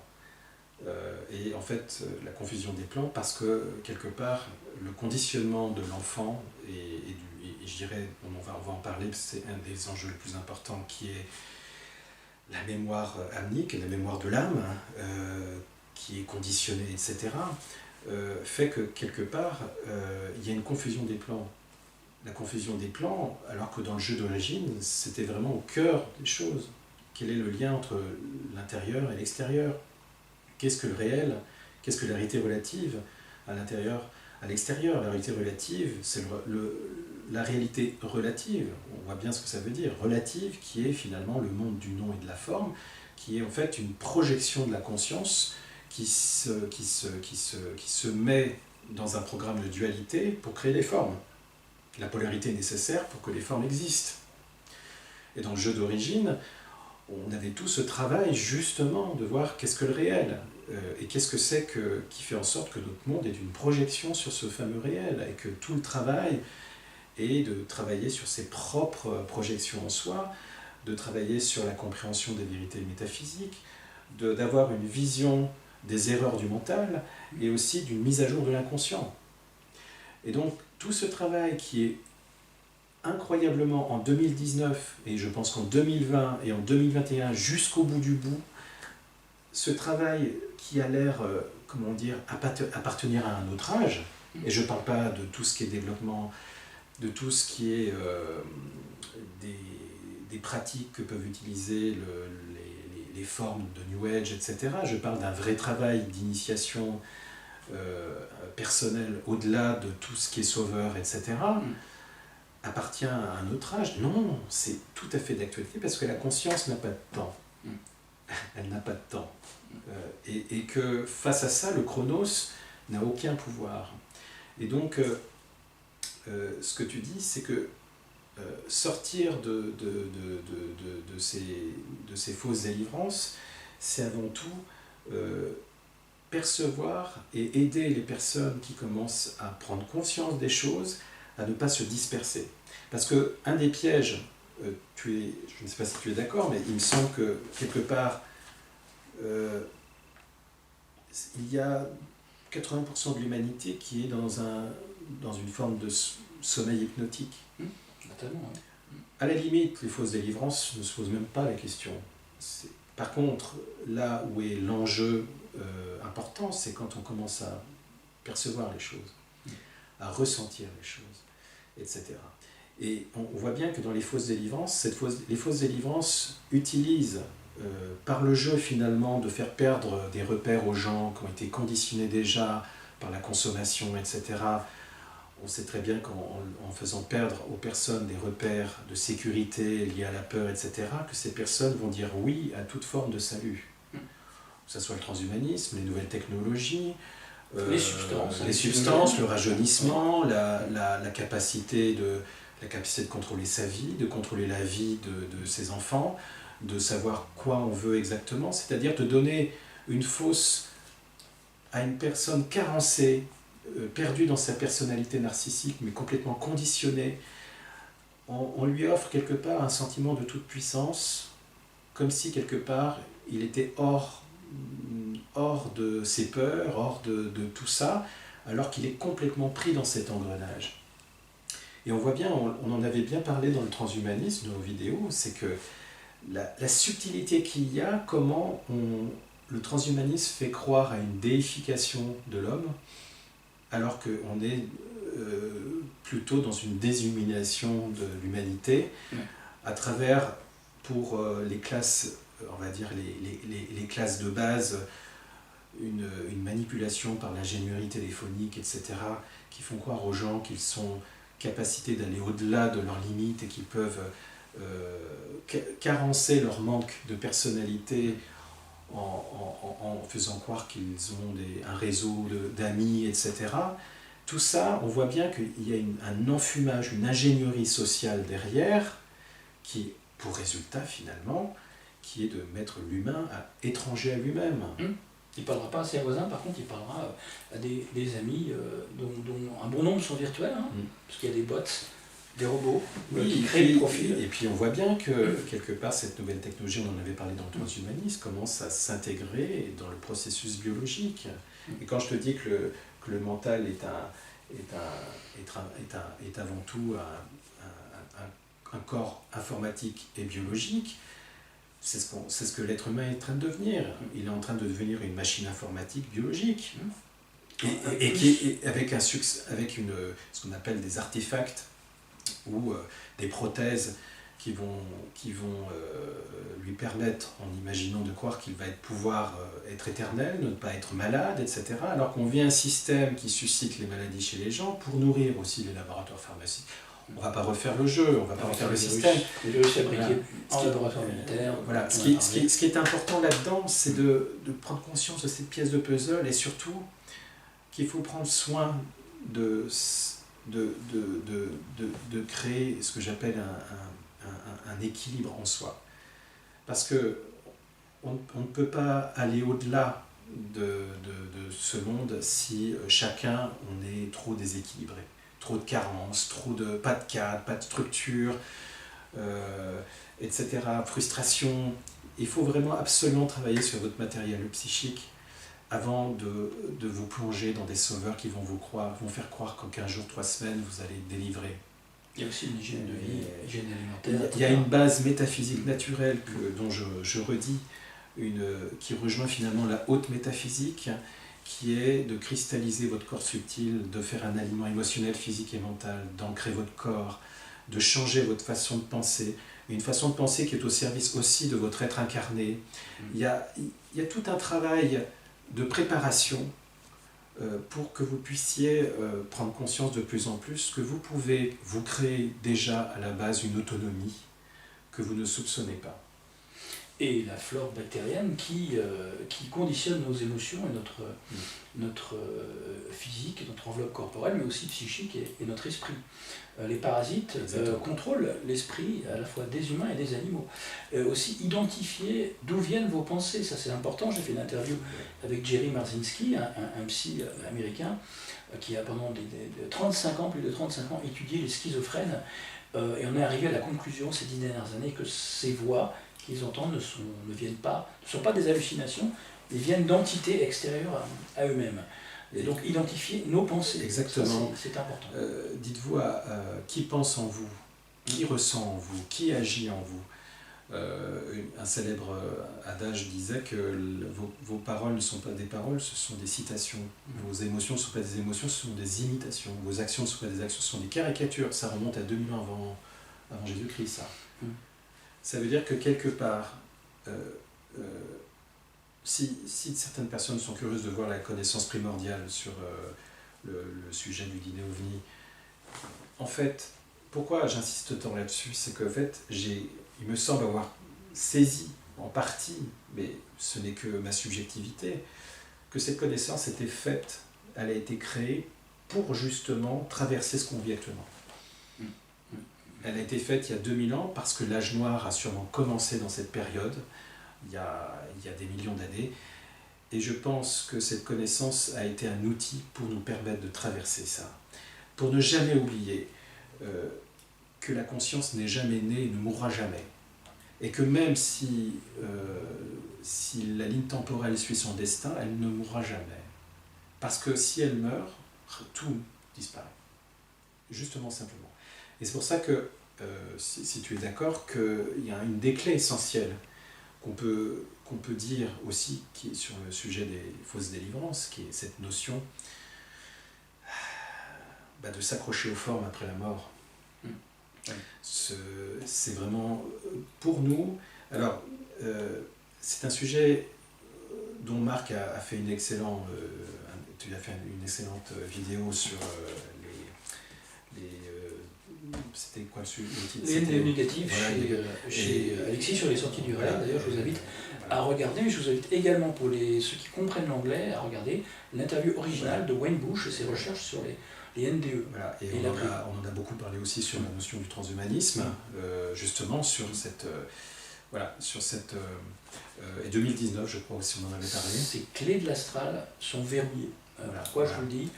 Parce que l'interview que j'avais faite sur Freedom UFO Network, avec un témoin qui avait payé sa place pour faire une hypnose de groupe pour communiquer avec les morts et l'au-delà, a été supprimée par en tout cas par la menace d'un avocat. Et donc ça veut bien dire ce que ça veut dire, c'est-à-dire qu'il n'y a que des représentants exclusifs de ces circuits, de ces canaux qui sont autorisés à vous donner la bonne parole en France, et qui font des millions de chiffre d'affaires avec les gens qui sont en souffrance.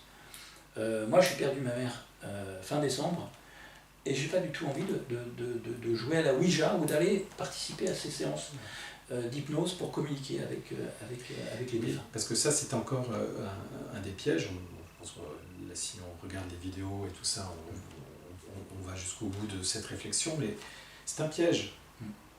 C'est un piège. On vous fait croire finalement, qu'il y a autre chose après la mort. Et en fait, on vous attire encore vers un espoir, je dirais, spirituel, qu'il y a quelque chose après la mort. Mais en fait, ok, on vous prend une vérité. Bien sûr, il y a d'innombrables naissances et morts dans le fond. Il n'y a en fait ni naissance ni mort parce que tout ça est une affaire de conscience. La conscience n'est jamais née et ne mourra jamais. C'est ce travail sur la conscience, c'est-à-dire un travail de déshabillage, d'enlever tout ce qui vous sépare de cette conscience et qui est votre identité la plus pure, dans laquelle vous pouvez exprimer vos talents et que vous avez cette joie d'être qui ne peut pas être enlevée, qui fait que quelque part, plus vous faites ce travail de déshabillage interne, plus vous vous rendez compte que cette histoire de forme après la mort, de ces rencontres avec Jésus, Bouddha, que ce fameux tunnel blanc, etc., tout ça, c'est encore de la subtilité du corps mental, qui est manipulé, scénarisé, théâtralisé. Pourquoi ? Tout simplement, on redit ce qu'on a dit, c'est que votre point d'attention, par ce système machiavélique, vous met sur un rétrécissement de votre conscience qui est pratiquement aveugle, et vous enferme finalement dans un enfermement qu'on appelle l'ouroboros, qui fait que ce bas astral est aussi lié à ça. Et que quelque part, ce que vous voyez, ce fameux tunnel blanc, n'est pourrait dire, le plafond de cette petite fréquence qui vous remet dans le cycle infernal à travers ce que j'appelle un mental subtil, scénarisé, qui est lié au bas astral, et qui vous donne même des élans de générosité, etc. Tout l'astral est une membrane de contrôle de cette grille énergétique dans le cube dans lequel nous nous trouvons. Et anges et démons proviennent de la même source, l'astral. Et si vous vous rendez compte que le but réel est d'éliminer ce qui recouvre et limite cette conscience qui est infinie en vous, vous vous rendez compte qu'en fait, il faut aller vers ce que j'appelle le sans-forme. C'est-à-dire que, quelque part, tant que vous êtes attaché à une forme, dépendant d'une forme, etc., vous allez vous recréer ce que j'appelle une dépendance à l'extérieur. Toute votre vie intime est de pouvoir, par un travail de conscientisation et non pas de rejet, de déni, de travailler sur les formes en vous, de travailler sur toute forme d'attachement et de toute cette dépendance qui vous porte vers l'extérieur, qui vous fait croire que vous allez rejoindre une unité. Mais si on vous propose une unité, elle sera toujours artificielle. Elle sera toujours peut-être formidable sur le moment, mais ce sera une falsification, ce que j'appelle, on pourrait dire, une falsification de votre délivrance. Parce que les fausses délivrances, c'est avant tout une falsification et une scénarisation de ce que vous devez vivre vraiment, fondamentalement, intimement, dans votre profondeur. Quelque chose que vous puissiez acquérir qui est l'ordre de la durée. Quelque chose qui fait que quelque part, vous n'avez plus besoin d'être attiré par aucune forme possible après votre mort. Et tout ce travail, sur votre matériel psychique, est avant tout de comprendre que tout le travail sur le fait de la frustration, de la culpabilité, tout ce qu'on vous a conditionné à travers les religions, à travers la science, à travers la société, à travers les parents, à travers votre vie trépassée ou passée. En fait, tout tient dans cette notion de « ok, il y a cette notion de mort à vous-même, cette notion d'enlever ce mental, cet ego manipulé, conditionné, qui vous enferme finalement dans une prison et à survie, pour que vous puissiez petit à petit acquérir dans cette naissance de vous-même ce que j'appelle une régénération physique, émotionnelle et mentale, qui puisse vous faire sentir qui puisse vous tendre vers ce que j'appelle de vous laisser porter par la grande vie, pour vous laisser porter par la vie. Et cette notion-là va jusqu'à que vous puissiez vous dire que vous refusez toute forme. À partir du moment où vous allez vous détacher de ce corps physique, parce que c'est ce corps physique qui va se détacher. Si le corps physique meurt, qu'est-ce qui reste, Marc? Il reste le corps subtil qui est l'âme et le corps causal. Le corps subtil, c'est tout le travail que vous allez faire dans la relation émotionnelle, c'est-à-dire de vos mémoires. Et tant que ces mémoires, vous n'allez pas enlever les masques et voir votre réalité émotionnelle, et que vous allez pouvoir comprendre que tout ça, c'est de la fumisterie. Cette joie d'être que vous souhaitez tant, elle n'a pas besoin d'avoir elle n'a pas besoin d'être construite par rapport à vos mémoires, par rapport à votre culpabilité, par rapport à ce que vous n'avez pas eu dans votre enfance, à votre traumatisme. Cette joie d'être, elle est offerte par la conscience.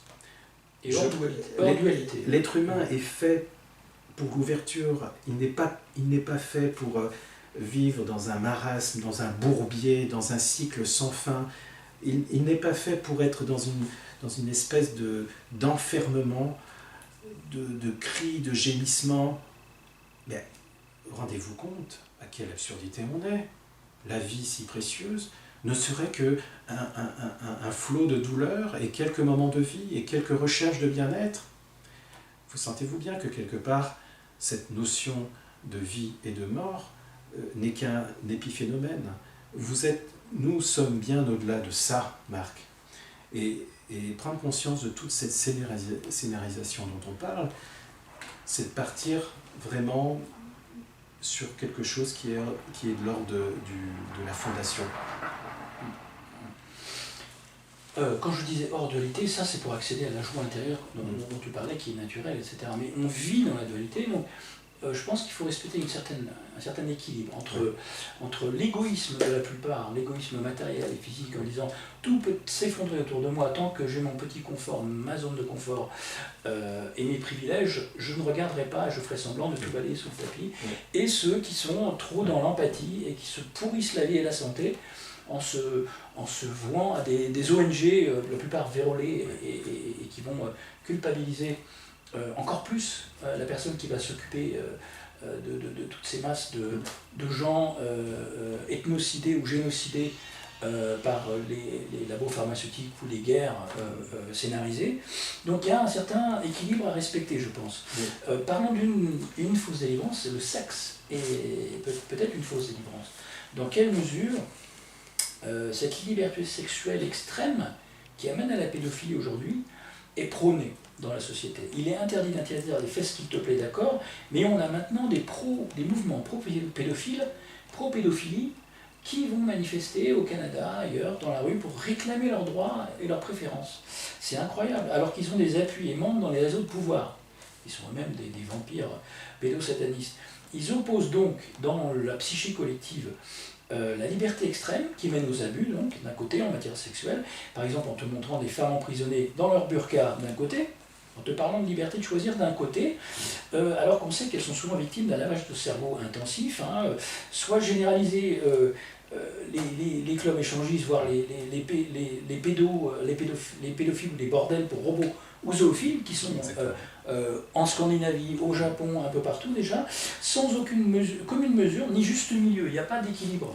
Donc tu choisis un camp qui est extrême, la peste ou le choléra. En fait, on est dans les extrêmes mortifères des deux côtés, au nom des fausses délivrances, au niveau du sexe. Alors, pareil pour la liberté d'avorter postnatale, la PMA, le transgenre, l'euthanasie, pour abréger les souffrances avec le chantage à l'affectif, là, du coup, l'euthanasie hypocrite, mais qui, lorsque ça sera officiel, et c'est le cas avec la fameuse affaire, là, récemment cet été, c'est la porte ouverte à tous les abus des eugénistes, puisque quelqu'un en dépression pourra demander d'être euthanasié, je veux me suicider, euthanasie-moi, mais sans besoin de se suicider seul. Plus besoin de se suicider. C'est vrai, en tout cas, ça rejoint ce qu'on dit, c'est que déjà, pour cette notion de choisir sa vie, c'est finalement de faire croire aux gens qu'ils sont maîtres de leur destin. C'est de leur donner en fait un faux espoir de toute puissance, alors qu'ils sont manipulés. Je pense que encore une fois, une façon que le vide, le plein est toujours le miroir du vide, c'est-à-dire que le plein Le vide, c'est que les personnes, il faut le dire, sont déboussolées, et on leur offre finalement une compensation sur le fait que quelque part ils peuvent diriger leur vie en maîtrisant la vie. Et le sexe, c'est un sujet, et c'est très bien d'en parler aussi aujourd'hui. Alors, moi je dissocierais la pédophilie, qui est en fait l'entretien énergétique de l'archonte, qui est tout ce qui est en fait récupération de l'énergie des enfants à travers des cycles sataniques, etc., et de la manipulation par le sexe, qui est en fait pour moi, encore une fois, c'est que quelque part, qui est un enfermement dans le bas astral. C'est-à-dire que quelque part, finalement, on est dans cette dimension encore que les individus qui ont une liberté sexuelle, finalement, restent aussi coincés dans leur égocentrisme. Et que souvent, les personnes qui sont prisonniers de cette énergie, en fait, sont plutôt en disant « je t'aime » à l'autre, sont plutôt dans « aime-moi ». On est finalement dans une culture et un entretien encore de la possessivité. Voilà. Et n'oublions pas que quelque part, être en addiction avec le sexe, c'est une façon de fixer les gens avec une énergie terriblement puissante, puisque n'oublions pas que cette énergie, l'énergie sexuelle, fait partie des énergies puissantes comme l'énergie émotionnelle, l'énergie physique et l'énergie mentale, et que quelque part, c'est pas pour rien que la sexualité était sacrée dans certaines traditions comme le travail sur le tantrisme. Mais le tantrisme, c'est pas uniquement le sexe. En fait, le tantrisme, c'est l'expérience des poisons. C'est de faire l'expérience des poisons de façon à conscientiser et à dépasser les choses. Comme le tantrisme sexuel est une façon d'aller jusqu'au bout de la complétude avec la femme ou l'homme avec qui on est, jusqu'à dépasser la dualité des deux êtres. Donc on voit bien qu'on est dans une grossièreté, Marc, en ce moment, avec cet étalage qu'il y a partout dans les films. On voit bien, parce que ça, elle fait partie des fausses délivrances, cette addiction aux séries, cette addiction au sexe partout, au sport, et tout ça, toute cette emprise d'images publicitaires, télévisuelles, cinématographiques, made in USA, qui fait que, pour moi, c'est une forme de solidification, tu sais, comme une écorce d'orange qui te tourne la tête et qui se durcit et qui te met dans un cycle hypnotique. Moi, je peux le dire, le nombre de patients que je vois qui ont une trentaine d'années, qui passent des heures et des heures devant les séries. Et les séries, souvent, je ne sais pas si en ce moment les séries, mais les séries on parle de quoi? De morts-vivants. On parle de quoi? De sexe. De mafia. Les séries pour les jeunes, c'est uniquement tourné vers le sexe, la drogue, etc. Crime, violence, c'est un conditionnement. La mafia. Et on est encore dans de la fausse délivrance. On donne à l'être humain, qui est déjà conditionné depuis qu'il est petit, une définition de sa finalité qui est pour moi horrible. C'est cauchemardesque. Et l'agenda transgenre, très cher à nos élites, c'est simplement un pas de plus vers le transhumanisme, c'est-à-dire gommer complètement le genre sexuel qui sème la confusion chez les jeunes, chez les ados et même chez les plus anciens qui vont changer de sexe tout d'un coup parce que la propagande du contrôle mental, de l'agenda transgenre sociétal va influencer leur psychisme et la libido à bon dos, hein, comme je dis, c'est-à-dire avec ces influences que tu dis sur cette énergie sexuelle qui est énormissime, ils accèdent au contrôle total de l'individu. Exactement. À qui donnons-nous notre énergie? C'est toujours cette fameuse question. Et tant qu'on n'a pas cette conscience de dire à qui je veux la donner, on est prisonnier. Parce que il faut bien savoir que ce système nous connaît bien plus que la plupart des personnes se connaissent eux-mêmes. Bien sûr. Parce qu'il y a une machinerie, une ingénierie, une emprise totale sur l'humain. On peut considérer qu'on saura tout de l'humain rien qu'en le visualisant avec une caméra. On saura tout de son parcours, de ses faiblesses, etc. Ça, c'est sur le monde physique. Quand on est en correspondance avec des entités dans l'astral, pas seulement le bas astral, l'entité va te ressortir tout notre passé, notre présent, et même des choses complètement personnelles, et quelquefois même prédire le futur.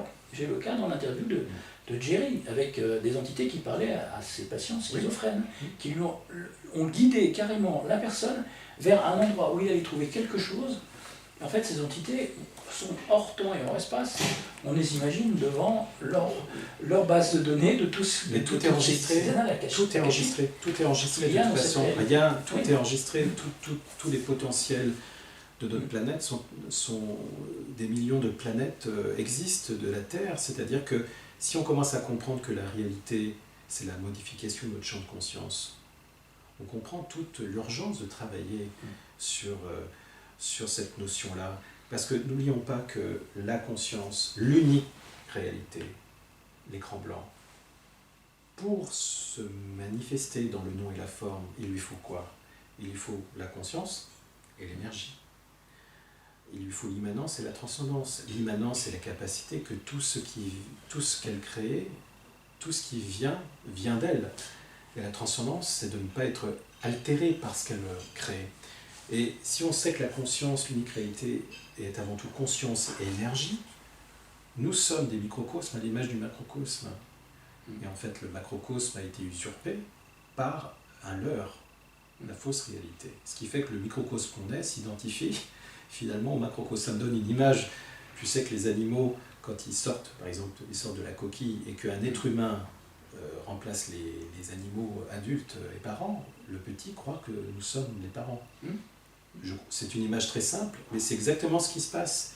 C'est-à-dire que, quelque part, nous avons oublié nos véritables origines, et quelque part, le conditionnement lié à l'émetteur-récepteur de l'ADN fait que, quelque part, on croit que nos origines sont ce que la projection holographique nous fait croire. Et tout ça, c'est de l'enfumage, parce que, quelque part, si le rideau tombe, il reste la conscience, Marc. Et tout au long de ce cheminement qu'on va avoir encore, je serai toujours... Il y a une chose dont je peux témoigner, c'est le fait que, malgré tout ce qu'on peut traverser depuis 2 ans tous les deux, et que je pense qu'il y aura des éprouvements, etc., je ne suis jamais désespéré. C'est-à-dire que tout ce que je ressens de cet au-delà, du par-delà, de l'au-delà, de cet au-delà au fond de soi, je le sens comme une certitude. Ça ne peut pas être autrement. Et du coup, je ne peux pas être désespéré, parce que quelque part, on peut vivre des choses très dures, mais quelque part, ce soi profond ne peut pas être volé. Ne peut pas être volé. Il peut être caché, il peut être enfermé, mais il ne peut pas être enlevé. Tout simplement parce que s'il est enlevé, l'archon disparaît.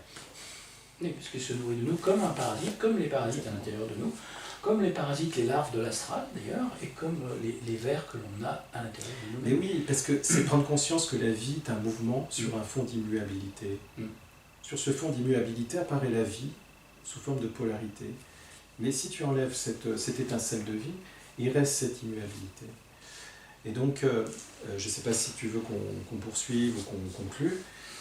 On va conclure sur quelques solutions, effectivement, mais moi je voulais aussi parler de la culpabilisation sur la surpopulation, qui est un autre enfumage. Exactement, oui. Parce que d'un côté, ils veulent qu'on soit de leur côté, c'est-à-dire pro-eugéniste, avec eux, c'est encore une autre fausse délivrance, pour réguler la population, stériliser ou avorter à gogo, mais de l'autre, ils nous empoisonnent à mort et nous stérilisent. Donc, chercher l'erreur, il y a une contradiction. Puis, ils vont pousser les chrétiens ou religieux extrémistes pro-life, pro-vie, à outrance, et nous obliger à prendre un côté, à choisir un camp, toujours la peste et le choléra. C'est-à-dire qu'ils nous donnent une raison de consentir avec eux à leur programme eugéniste, mais d'un autre côté, ils nous balancent quand même des produits pour nous stériliser. Donc il y a une... Mais ils ont besoin quand même de nous pour se nourrir, ces parasites. Donc il y a une inversion, une contradiction, même dans l'agenda lui-même, pour semer la confusion dans le consentement. On voit bien que quelque part, de toute façon, que le vrai se mélange en faux. Par exemple, je me souviens très bien de Al Gore qui montrait l'urgence de la montée des eaux, etc. Lui, il nous envoie sur l'agent on est en train de nous enfumer. Thunberg qui est complètement MK-neutralisé. On nous prépare finalement à un scénario pareil qu'un film américain. On nous prépare un scénario qui a été choisi, décidé in fine. Catastrophe. On aurait pu en avoir d'autres. Le scénario, c'est sauver la planète. Voilà le suprême la suprême délivrance, sauver la planète, et il va falloir faire des concessions. Un peu plus de privation de liberté, des amendes, de contrôle, etc. Tout ça pour sauver la planète, parce que vous êtes responsable chacun d'avoir bousillé cette planète, vous comprenez? Je me sens coupable tellement d'avoir... Voilà, je n'ose plus balancer ma bouteille de plastique, voilà, parce que je vais créer... Et de toute façon, je vais avoir une amende, de toute façon. Et vous voyez, comment rendez-vous compte de l'aberration que le système qui a pourri la planète fait en sorte de vous culpabiliser en disant que c'est vous, l'humain, alors que c'est le système même qui crée ce que j'appelle la terraformation, tout ce on a pu en dire. En fait, tout ce scénario cauchemardesque que l'on voit est une forme de scénarisation pour vous amener, pour des raisons d'intention encore, pour des raisons de gouvernance, de dominance et du nouvel âge d'or qui va être un âge d'or où tout va être résolu. Mais non, ça va être un âge d'or, l'âge d'or de l'Archonte, où chaque personne va être policée, numérotée, fichée avec une place réservée. Quelques groupes d'isolés vont se révolter, mais globalement notre système de rouleau compresseur va continuer sa route et que la mort va être gérée aussi d'une façon presque mécanique comme une usine. Mais tout ça, si vous le réduisez à un champ sphérique, tout ça c'est de l'enfumage, c'est une illusion qui est une bulle en fait. C'est une bulle, vous voyez, comme une bulle que fait un enfant avec l'instrument. C'est une bulle, hop, et tant que vous fabriquez et vous participez à cette bulle, elle est là, elle est présente et vous y croyez dur comme fer. Mais en fait, cette bulle, elle n'existe pas. Et que quelque part, rendez-vous compte, et je me rappelle quand on disait le train, non seulement vous avez un bagage lourd que vous avez cumulé depuis peut-être des centaines de vies, et depuis cette vie, vous cumulez, vous allez dans le train de nouveau, en portant bien votre bagage d'ailleurs aussi, pour éviter le porte-bagages. Vous allez dans un train qui file à vive allure, mais d'un seul coup, rendez-vous compte que quelque part, votre vraie nature, c'est d'enlever votre bagage. Vous n'allez pas vous effondrer, ça va être éprouvant parce que vous allez quitter les fausses illusions, vous allez descendre du train et vous asseoir sur un banc. Et vous allez comprendre ce qu'est le silence derrière tous les bruits.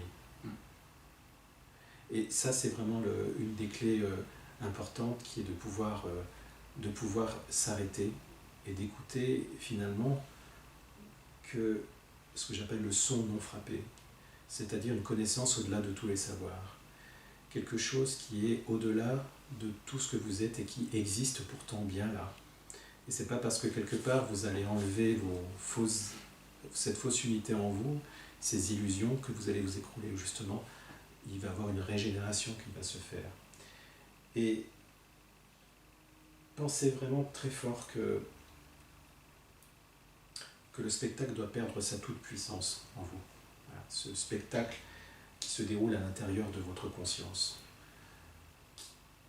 Faites en sorte que qu'est-ce que vous voulez, à quel niveau vous voulez que la conscience en vous s'identifie à travers votre intention à vous. Et vous ne pouvez pas mettre en pratique, après tout ce qui a été dit aujourd'hui, vous ne pouvez pas ne pas mettre en pratique un petit peu, c'est-à-dire enlever tout ce qui est illusoire, tout ce que vous n'avez pas besoin, tout ce qui vous rend dépendant, tout ce que vous n'avez pas besoin. Se défasciner. Comme se défasciner, oui. Exactement. Parce que l'érudition, par exemple, je l'ai encore observé récemment, hein, messieurs, dames, c'est une autre fausse délivrance. C'est-à-dire qu'on a tous les gens qui sont fascinés par la moindre érudition ou bribe d'érudition qui vont tomber complètement dans la mouvance du faux érudit. Alors, érudit, c'est une fascination. Et alors que l'intelligence de la vie est quelque chose de plus important. Il y a un enseignement derrière tous les savoirs. Et en fait, elle ne passe que par l'ouverture de votre cœur à vous, au-delà de vos verrouillages émotionnels. Elle passe par une lecture fascinante de votre appareil psychique. Et comment il s'est construit, comment vous allez le déconstruire, comment il faut se déséduquer, vous déconditionner. Voilà la vraie réalité pour vous. Et c'est à vous, je dirais, à chacun d'entre nous de jouer, à nous de jouer. Et quelque chose doit s'installer qui est de l'ordre de... qui doit s'installer toute votre existence, quelque chose qui est de l'ordre de l'autonomie en vous. Voilà. De ne jamais être dupe, de ne jamais être fasciné, emporté comme une feuille dans un torrent. C'est juste de toujours prendre du recul sur vous-même et sur ce qui vous... Qu'est-ce qui est le plus essentiel? Qu'est-ce que la vie, au-delà de tout ce qui est ce grand mouvement technologique qui vous entoure, etc. Ce questionnement, qui je suis, appartenait même à l'homme il y a 3000 ans. Le qui je suis est une façon pour vous de vous dire qu'il y a une connaissance au-delà de toutes ces propositions qu'on vous fait, dont on n'a jamais été autant matraqué, ce côté psychotronique des nouvelles technologies, de cette manipulation subtile grâce à la fascination des images, de comment la publicité, qui est quand même récente, a fait un énorme dégât sur votre capacité d'être fasciné par les objets et tout ça. Enfin, vous voyez bien tout ce décor. Ou par les régimes. Et de bien comprendre que ce décor, ces décoratums qui vous attirent, est beaucoup plus faible que l'aimantation qui vous tend vers quelque chose qui est de l'ordre de la supra-personnalité, qui va au-delà de votre personnalité. Vous sentez bien que l'aimantation que vous avez va au-delà de cette fascination que ce monde veut vous offrir. Et je dirais que, Marc, en tout cas pour ma partie personnelle aujourd'hui, je dirais que l'inframonde ne vous vole plus jamais l'instant présent. Exactement, et reprendre sa propre souveraineté, le propre contrôle de son scénario de vie. Oui. Moi, je parle aussi d'identifier les fausses protections, c'est-à-dire l'inversion des fausses délivrances, s'applique par inversion, c'est-à-dire l'empoisonnement par la protection. On fait semblant, mine de vous protéger en vous empoisonnant. Exemple, quand on nous vend de la géo-ingénierie, sous couvert de nous protéger du rayonnement solaire, tout en nous empoisonnant avec les chemtrails. Donc là, il y a une inversion flagrante. On nous injecte des poisons dans le sang, dans les vaccins, qu'on rend obligatoires, pour soi-disant nous protéger des maladies. On vous impose des taxes et impôts sur le revenu pour en fait rembourser une dette virtuelle des banquiers qui n'existent pas, en vous faisant croire qu'elles payent toutes nos infrastructures matérielles et sociales, mais on vous ressasse le déficit en permanence, donc il n'est jamais bouché ce déficit. On nous culpabilise pour la pollution, comme tu l'as dit tout à l'heure, on veut nous faire accepter un système binaire, mais vraiment binaire, hein, manichéen. Alors qu'il y a d'autres alternatives. Manichéen, le bien, le mal, toujours pareil. Plus, moins, moins, plus. Dézinguer le moindre équilibre en créant des déséquilibres extrêmes. C'est pour ça qu'ils nous empoisonnent d'ailleurs. L'interdiction de la fessée, par exemple, ça va très loin. C'est pervers car l'enlèvement des enfants à leurs parents pour les mettre dans des instituts ou dans des familles d'accueil, avec des accès aux trafiquants et trafics qui mènent à la pédophilie, c'est l'agenda de l'ONU. Hein, détruire l'humanité, à commencer par les enfants. Les enfants sont leur manne, le louche. Pour l'adrénochrome, le rituel de merde, ils pensent accéder à toute la puissance. La toute-puissance et l'immortalité par ce biais-là, comme tu disais. Comme le cannibalisme, c'est la même chose. Après, il y a aussi en ufologie les fausses délivrances, les faux sauveurs. Exactement. Et la fausse divulgation extraterrestre. On a parlé de ça aussi, oui. John Podesta, le fameux pédophile de Pizzagate, qui était conseiller de Clinton. Il y a Stephen Greer, Stephen Bassett, Tom DeLonge, la CIA, les Rockefeller, etc. Tout ça, c'est ces groupes de réflexion dont j'ai parlé tant de fois. En technologie aussi, il y a des faux sauveurs. Les as du scientisme, comme je les appelle, et du transhumanisme. Ray Kurzweil, Mark Zuckerberg, Dr Laurent Alexandre chez nous, qui est une vraie... dont on a fait le sujet du transhumanisme. Exactement, je vous invite à revoir ça, c'était exactement qui était en fait une forme d'envers du décor. Et d'ailleurs, c'est juste pour faire un couplin à ce que tu dis, c'est que notre façon d'avoir fait l'envers du décor de justement cet individu par rapport au transhumanisme, c'est pour vous montrer quelle stratégie il faut avoir. Ne jamais être aveuglé, ne jamais être fasciné comme les lapins dans le phare d'une voiture par justement cette nouvelle science qui arrive, ce nouveau paradigme. Alors le paradigme, toute cette culture un paradigme, un faux paradigme qui ne fait que de favoriser justement ce renforcement de la dualité, donc du mental et de la régression dans le cerveau limbique, etc. Donc ce qui est important, c'est que, comme avec Marc, on a tenté de montrer quelque chose de différent, qui appartient plus à cette préservation de quelque chose qui est précieux en l'être humain, de la même façon, vous pouvez aussi vous dire, mais attends, avant d'être fasciné, parce que juste les images vous fascinent, et dès que l'image s'inscrit dans votre inconscient, votre mental s'endort. Donc faites attention déjà aux images que vous imprégnez dans votre cerveau, parce que les images vous disent des choses qui vont au-delà de votre capacité de compréhension. Et donc, défascinez-vous de tous les outils. Faites un jeûne télévisuel, technologique. Prenez juste une semaine, 3 jours, pour juste voir ce que ça fait de ne rien faire mentalement. Juste, posez-vous. Vous allez voir que ça va être très dur, et vous allez voir que quelque part, il y a quelque chose de plus authentique qui va émerger.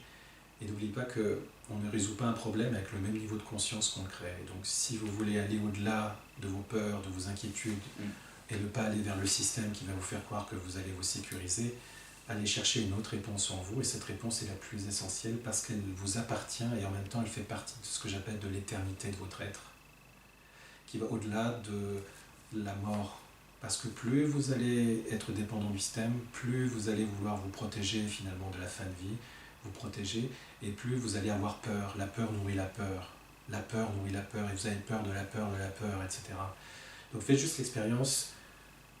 Je prends l'exemple souvent de quand je nage, Marc, que je me mets sur le dos, je me mets assez loin au niveau de la mer pour ne pas avoir de fond, et je me mets sur le dos et je lâche prise.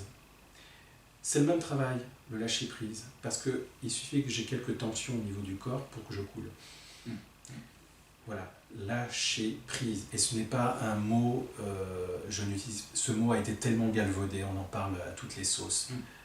Mais ce que je vous dis, c'est que c'est retrouver l'authenticité de ce terme, lâcher prise. Lâcher prise à tout ce qui vous conditionne, vous rend dépendant. Voilà. Et si vous voulez trouver une réponse à votre parcours de vie, il ne passera pas par votre mental, il ne passera pas par le système, il passera uniquement par le fait que vous allez vous taire intérieurement et que vous allez petit à petit comprendre comment vous réagissez en vous. Vous allez comprendre de plus en plus comment agir.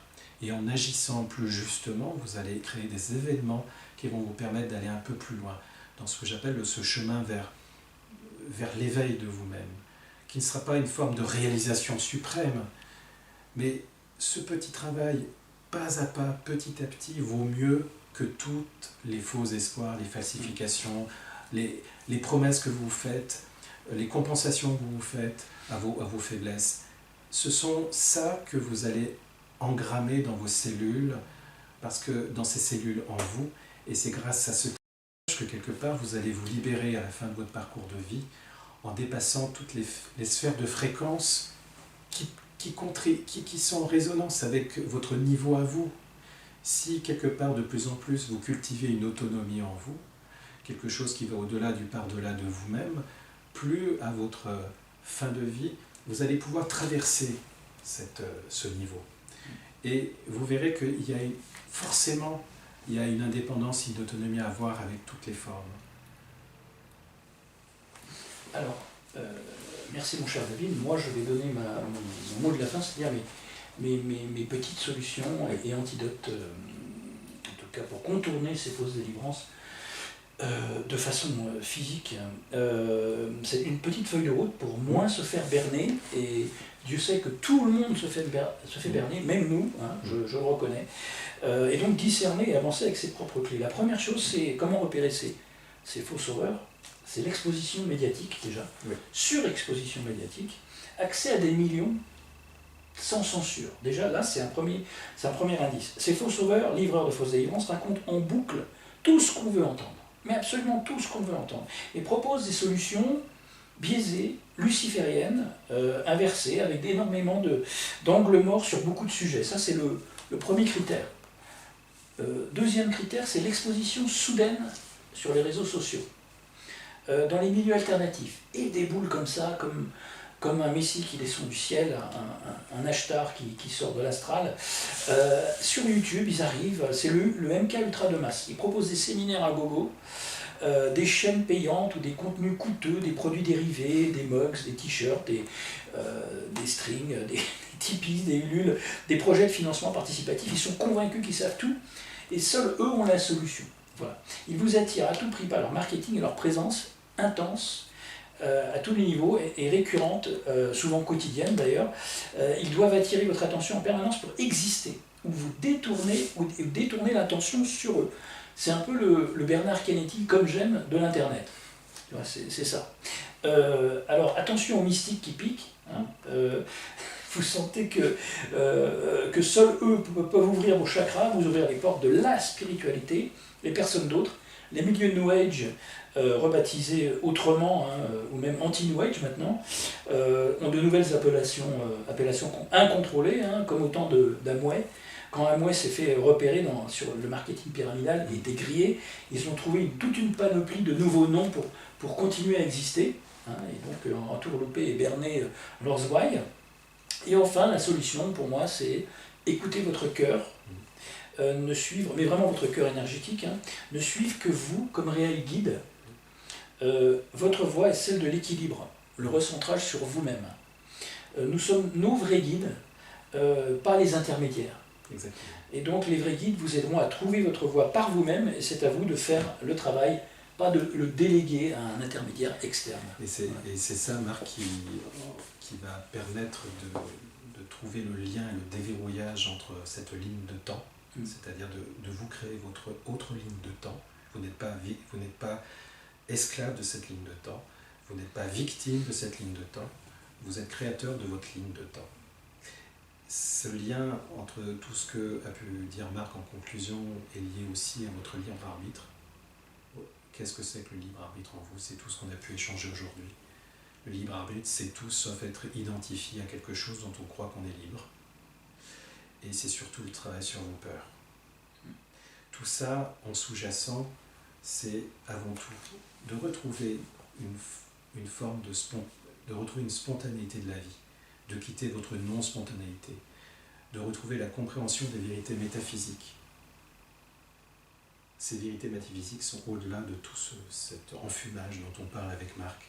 C'est retrouver, vraiment de travailler sur une vision des erreurs de votre mental. Et le troisième point, c'est la mise à jour de vos mémoires, de votre inconscient.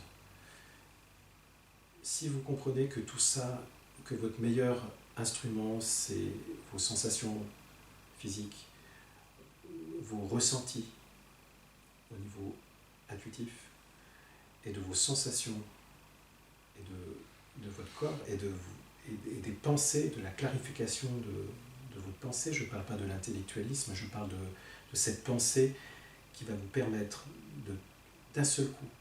Vous savez, comme ces images quand on avait enfant, vous savez, où on a une image et on cherche l'animal, on ne le voit pas. C'est ça notre société. On vous fait croire que vous êtes dans une confusion, et à force de regarder avec tout le talent que vous êtes, d'un seul coup vous voyez apparaître le mouton qui est dans l'arbre. Et voilà, c'est ça, c'est ce qu'on appelle le point d'émergence. Le point d'émergence, c'est que ce point d'émergence, ce soi profond, nous l'a légué comme un potentiel. Ce point d'émergence, c'est la capacité de lire le soi dans les formes. C'est la capacité de lire le soi dans les formes, parce que ce soi est la vérité parmi un nuage de non-vérité.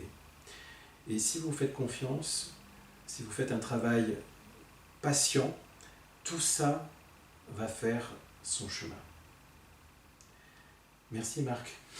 Merci beaucoup mon cher David, et à très bientôt pour de nouvelles aventures sur les sentiers de l'éveil. Merci, voilà. Merci à vous. Merci. Hein. Au revoir. Merci.